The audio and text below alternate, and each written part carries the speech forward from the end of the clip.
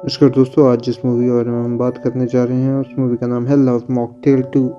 पिछली फिल्म के इवेंट्स के बाद विजय और सुषमा पुलिस स्टेशन जाते हैं आदि के मिसिंग होने की रिपोर्ट लिखवाने, क्योंकि अपना फ़ोन स्विच ऑफ करके वो कहीं चला गया है। जब उससे पूछा जाता है तो दोनों बताते हैं कि अब तक क्या क्या हुआ।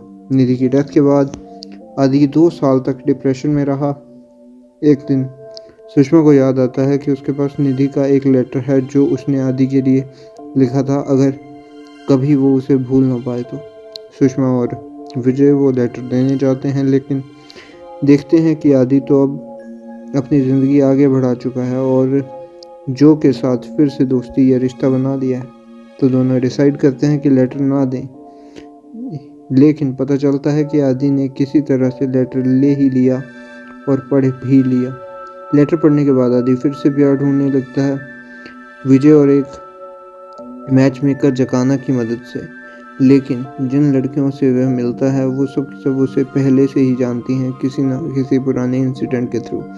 विजय और सुषमा एक बार फिर आदि को जो के साथ देखकर उसे कन्फ्रंट करते हैं, पर तब उन्हें शॉक लगता है और पता चलता है कि दोनों लवर्स नहीं हैं।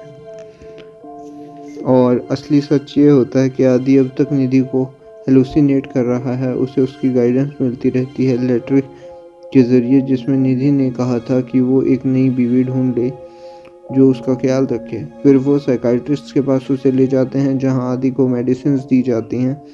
आदि डिसाइड करता है कि सिही से शादी करेगा,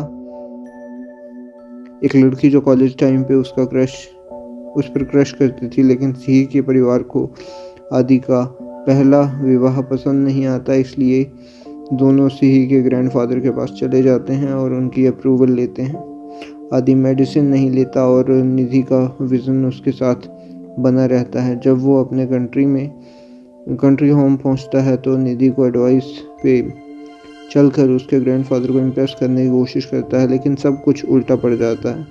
सिही के ग्रैंडफादर ने अपनी बीवी के बाद कभी शादी नहीं की और वो आदि के पास्ट की वजह से उस पर भरोसा नहीं करते। इसी बीच आदि और सिही की मुलाकात होती है। आदि से जो पुराने हनीमून पे वही आई होती है, अदिति से जो वही अपने हनीमून पे आई होती है। आदि के नए एस्केपेड्स से इम्प्रेस नहीं होती, क्योंकि पिछली फिल्म में आदि ने कहा था कि निधि का प्यार उसके लिए एक जिंदगी के लिए काफ़ी था। एक दिन से ही ग्रैंडफादर आदि पूछते हैं कि क्या वो अपनी बीवी को याद करता है। निधि के कहने पर बावजूद कि नहीं कहना, आदि कहता है निधि उसके अंदर का एक हिस्सा बन चुकी है। अगले दिन आदि को कहा जाता है कि वो टेंपल आए जहाँ सिही और उनके ग्रैंडफादर होते हैं। ग्रैंडफादर मानते हैं कि उन्होंने आदि को गलत समझा और शादी की परमिशन दे देते हैं, लेकिन सिही आदि को रिजेक्ट कर देती है और बताती है कि उससे पता चल गया था कि आदि अब भी निधि को देखता है, और वो कहती है कि आदि उसकी लाइफ से चला जाए। इसके बाद निधि का विजन भी चला जाता है। बाद में जब विजय आदि को एक सिली जोक सुनाता है मैरिज की मिजरी के बारे में, तो आदि उसे सीधा जवाब देता है, कहता है कि विजय खुद अपनी बीवी से प्यार नहीं दिखाता, जबकि उसकी लव मैरिज थी। फिर आदि फ़ोन बंद कर देता है। उसके बाद आदि मिलता है सिही के ग्रैंडफादर के घर की एक मेड से जिसका अपना हस्बैंड मर गया था। वो अपनी कहानी बताती है, कैसे उसने अपने बेटे में नई जिंदगी पाई।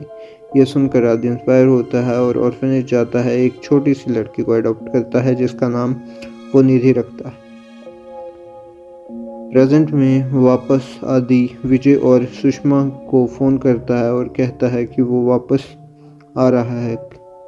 क्रिप्टिकली ये बोलता है कि मैंने निधि को ढूंढ लिया, और ऐसे करके स्टोरी जो है वो ख़त्म हो जाती है। काफ़ी अच्छी मूवी थी, आप भी इसे देख सकते हैं। ये था मेरा रिव्यू। मैं मिलता हूँ आपको किसी और मूवी के रिव्यू के साथ, तब तक के लिए बाय।